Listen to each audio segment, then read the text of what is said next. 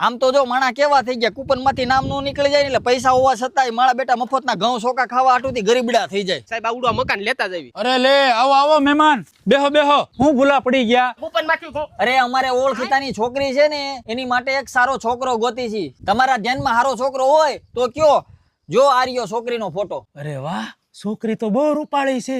અરે ભલા માણા, આમ જોવો, આ અમારો જુવાનિયાનું બાકી છે, આબને ટેકા દેવો કાંઈ ન ઘટે. બે તો બેટા. પણ આ તમારા મકાન તો નળિયા વાળા છે. અરે ના ના, આ તો અમારા જૂના મકાન છે.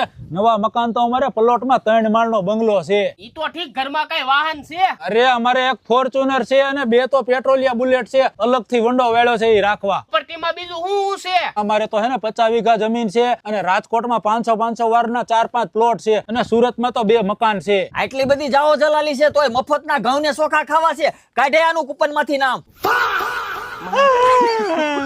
આ તો કૂપન વાળા નીકળ્યા.